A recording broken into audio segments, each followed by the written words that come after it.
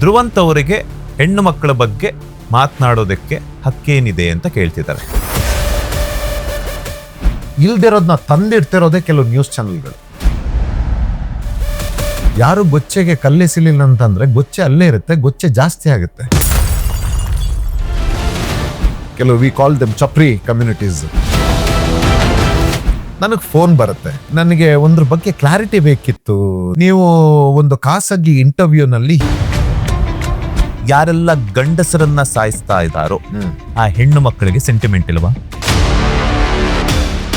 ನಾನು ದುಡಿತಾ ಇದ್ದೀನಿ, ಹೌದು, ನಾನು ನಿನಗೇನು ಹೇಳುವಂಥದ್ದು? ಗಂಡ ಹೆಂಡತಿಗಾಗ್ಲಿ ಹೆಂಡತಿ ಗಂಡನ್ಗ ಬಾರೋ ಹೋಗೋ ಅಂತ ಇಲ್ಲೇ ಡ್ಯಾಮೇಜ್ ಇದೆ. ಏಕವಚನ ಇಲ್ಲೇ ಡ್ಯಾಮೇಜ್ ಇದೆ. ನೀವಿನ್ನು ಏನು ಫ್ರೂಟ್ಫುಲ್, ಇನ್ನು ಏನು ನಾವು ಅದನ್ನ ಎಕ್ಸ್ಪೆಕ್ಟ್ ಮಾಡೋಕ್ಕಾಗುತ್ತೆ?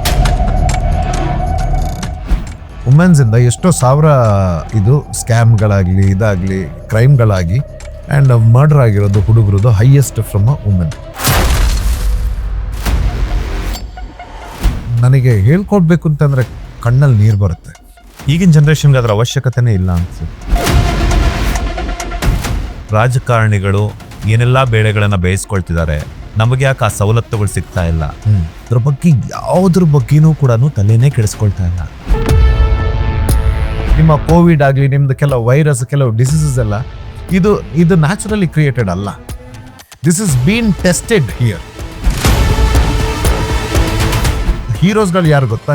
ಈ ಚಪ್ರಿಗಳು, ಈ ಸೋಷಿಯಲ್ ಮೀಡಿಯಾದಲ್ಲಿ ಅವನಿಗೆ ಬೈಕೊಂಡು ಇವನಿಗೆ ಬೈಕೊಂಡು ಇವ್ರಿಗೆ ಲೈಕ್ಸ್, ಇವ್ರ ಕ್ಲಾಪ್ಸ್ಗಳು, they are the heroes. Where we are heading? ನಾವು ಇದನ್ನೆಲ್ಲ ಮಾಡ್ಕೊಂಡು ನಾವು ಬಂದಿದ್ದೀವಿ. Okay, we have awards like this. ಇವ್ರಿಗೆಲ್ಲ ದೇರ್ ಇಸ್ ನೋ ವ್ಯಾಲ್ಯೂ ಇಲ್ದಿರೋ ಆಗಿದೆ ಈಗ.